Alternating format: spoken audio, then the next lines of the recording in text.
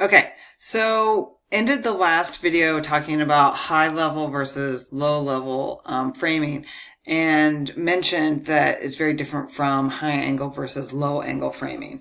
And so here in contrast, you can see an example of low angle framing. Now, low angle framing means the camera has been put lower than the object it is intending to shoot, and instead of and then is angled up toward the object. I like to think of low angle framing and like what the world looks like for a child, because it's looking up at an object. Okay. So this is the camera's perspective is very from a child's perspective. Now, oftentimes you'll see low angle and high angle framing in a shot reverse shot with, in a conversation when one person is taller than the other. And that's just supposed to replicate the reality of the fact that these two people, when they're talking to each other, one is looking down and one is looking up, while they're having the conversation. At other times, there'll be shots like this one where it's low angle and Vork isn't actually talking at anyone, but this is supposed to call attention to the fact that he's addressing his computer, which is probably sitting on the seat of his van, his sexy van, his kidnapper van. And so his perspective is a little bit different. Another thing that low angle framing and high angle framing can do is it's used symbolically to show somebody who's in power or somebody who is not in power and is vulnerable. Now, low angle framing typically tends to be used to show somebody who is in power. Again, like the idea of a kid looking up at an adult, the adult is in power, the adult appears to be towering over the child, those sorts of things. It helps you to remember the significance of low angle framing. Here, we know that Vork is not really in a position of power. In fact, it's the opposite. So you could say the low angle framing is used rather ironically. But also, I think it more likely it's just used to realistically show that he's in this really strange position where he's living out of a van and driving around trying to get Wi-Fi. So he's not actually living out of a van. He's working out of a van. Anyway, so that low angle framing is just for him, his perspective of looking at the webcam of his computer. Okay, again, here we're going to see an example of high angle framing where the camera is looking down on this child, Gabby's, Clara's youngest daughter. And it's not all that apparent, but again, it's supposed to mimic the fact that Clara, who is in a conversation with her daughter, is looking down at her as she would because she's taller than her daughter.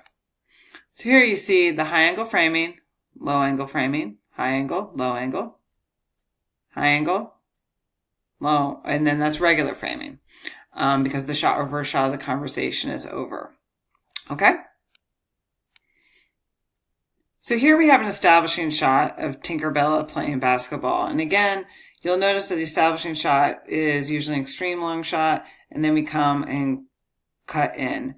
And it's the same, it's a cut in within the same area. Now we've got a shot reverse shot going with this conversation between Codex and Tinkerbella. And this conversation is going to be a little bit short, and then we're going to immediately go to another scene here in a minute. We're going to see an establishing shot again. But I want you to, again, just notice how we have the establishing shot where we show the entire basketball court, and then it cuts in to show us what characters are important and exactly who they are. Because when we're really far away from characters, you can't really tell who they are. But this, and we have... reframing here to keep them in the middle as whereas panning back and forth left to right in order to keep the characters within the frame as they move around. Okay. Now here we're going to have a reestablishing shot which shows Codex leaving and Tinkerbella staying for her game. Now we have establishing shot of Riley and Zabu in this park. So we can see they're in this amazing park. And then close-ups so that we can focus in on them and get close to their conversation. Medium shot of Zabu. It's a shot reverse shot. Oh, we've got a an engagement ring he's pulling out. But we can see in the medium shots of Riley that she's up to something very different, because just the perimeter of this paintball gun was in the shot. And of course, these medium shots help us to see not just the characters, but also the fact that she's shooting him.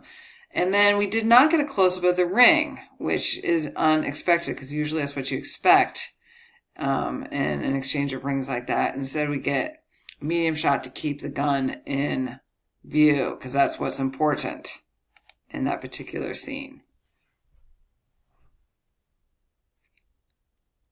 Now, here, actually, I paused because I want to show this medium shot. We have a medium shot of Codex. Normally, we do not have a medium shot of her when she's talking to the video camera. Normally, it's a close-up, but in this particular one, medium close-up, because we want to see the lovely gold necklace that she has that shows that she is in charge of the guild at this current moment. And so, of course, she gets that piece of costuming in real life to show her in real life power that she now has. Okay? And also, this sort of medium shot gives us an opportunity to see her bedroom and all of its glory. Sometimes you see her, when you see her, it's really dark, and that shows that she's been gaming. Here, she's in makeup. She's got her guild necklace on. She has straightened up.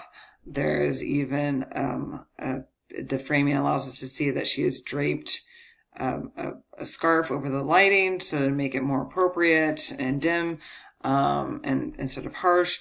And so she's really taken some time to get set up for us. She's even made her bed, and we can see that in this kind of framing.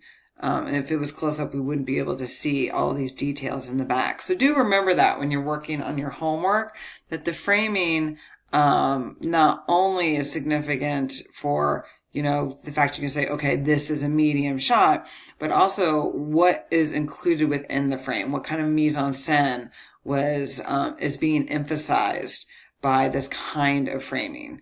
So you can say if this was a close-up, like I said earlier, we wouldn't be able to see these details of her bedroom. So the fact that they are there and that they're well lit shows us what's supposed to be significant about this particular shot. So this should have given you a really good framework for thinking about how you're going to go about your homework assignment, which is to take 2 screenshots. So basically, you know, after you've watched the guild and you get the idea for the narrative, you can go through and, like I'm doing here, and pick out a couple of shots that you think are significant for the cinematography choices. And then paste them into a document, write a paragraph for each one of your screenshots. This one looks good. You could take a screenshot of this, paste it into your document, write a paragraph on each one to explain the significance of the cinematography choices. So that'll be 2 paragraphs, and then your third paragraph will just be a short reflection piece where you share with me what you've learned from doing this assignment and or what questions you still have. So do make sure you take advantage of that, because that gives me some good feedback about where you stand with your engagement with the material. Okay? Now, good luck. Now, I am going to be out of town the rest of this week. I'm going to San Francisco to present at a conference. I've mentioned this before in emails. I'm getting ready to send out another email here just to remind you.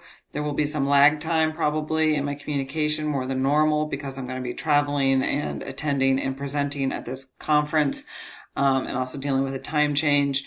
And then additionally, I will not be holding office hours as per normal on Thursday. So do take that into consideration. Have a great spring break, and I will be back with more videos after spring break. Talk to you soon. Bye.